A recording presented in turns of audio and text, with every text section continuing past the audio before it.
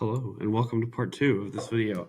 I noticed I kind of watched the previous video, and sometimes the video kind of lags, and so my mouth will be out of sync of the words I say. So I really apologize if that's kind of trippy for any of you guys, or maybe it works. Maybe it just needed to buffer a little bit more, and it'll work perfectly for you all, and you all will have no idea what I'm talking about. In which case, I'm sorry to even bring it up. So we ended with the Battle of Fallen Timbers and Treaty of Greenville. So that's the previous video. So we're done with this slide. So that leads us to problems with Europe. So what problems do we have with European countries? Well, lots. uh, France had supported us in the revolution. We liked France. Um, and when France has its own revolution, we at first are like, yeah, go France. And then it gets kind of crazy. Like France's revolution gets really, really bloody. Look up Robespierre if you want to learn more. Look up what's called the Reign of Terror. You can look up the guillotine. Okay, it's not a good situation. I had some kids ask like about Assassin's Creed Unity. Yeah, it's that same time period. Assassin's Creed Unity is in this French Revolution. Um, it's not it's not a good revolution. It's pretty bloody, and that freaks a lot of Americans out. And so when it comes time and Britain and France go to war, a lot of Americans don't know which side to pick. Like you would think it'd be easy. Oh, France, they helped us fight Britain before. We don't like Britain. Well, we kind of became better friends with Britain. We got closer to Britain, and France kind of freaked us out, and we moved farther away from France. So some Americans say, let's help Britain, and some Americans say, let's help France. And then there's some Americans who are just like, I just want to be by myself. Forget this war. Well, France tries to force the issue. The French diplomat Genet, he tries to pressure Washington. He actually Genet goes around and tries to recruit American citizens to go back to France with him and fight. And it kind of takes Washington off. You don't try and force George Washington to do things. And so George Washington ends up just straight up ignoring the French and issuing what's called a proclamation of neutrality. And a proclamation of neutrality is simply the government saying, hey, I'm going to be neutral. We're not going to fight this war at all. We're not picking a side. We're staying neutral. We're staying out of it. Which is all fine and dandy, except then Britain starts doing something pretty bad to the Americans. And it's called impressing. Impressing, if you see here, okay, I put forcing into service. So Britain starts forcing American sailors into the fighting in the British Navy.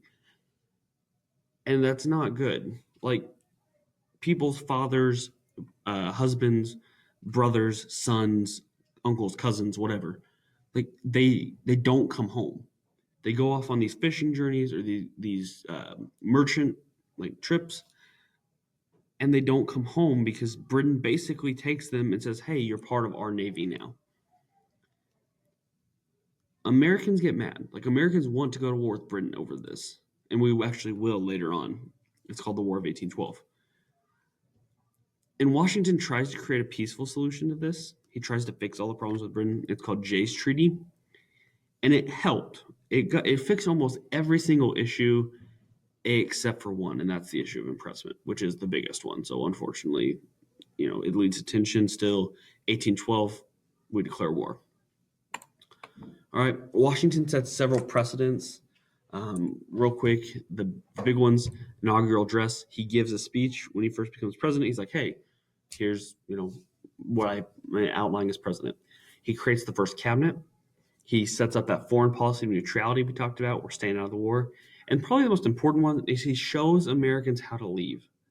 2 terms. You stay 2 terms and then you leave. He also warns us to avoid permanent alliances and political parties. The bell's about to ring, so I got to hurry. So avoid permanent alliances, political parties. Well, we immediately ignore that and form a political party. Hopefully you guys have this chart down, but basically Federalists are led by Alexander Hamilton and John Adams. They support Great Britain because Great Britain has factories and is good for trade. They think the federal government should be strong, hence the name Federalists. They think we should be manufacturing, trade-based. We should ship goods. That's why they like Britain so much. And they're really supporting the North, which is where you have factories, trading posts, trading companies, all these things.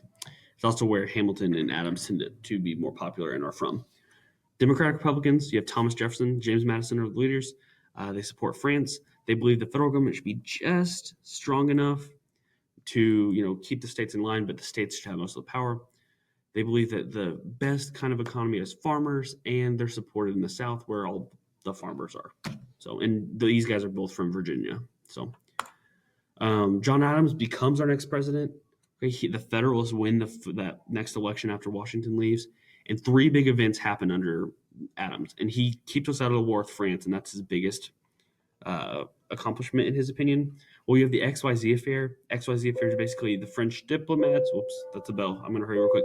The French diplomats demand a bribe in order to fix a problem with America. John Adams refuses. It becomes public, and the people are like, France is trying to blackmail us. France is trying to force us into doing something. Oh no.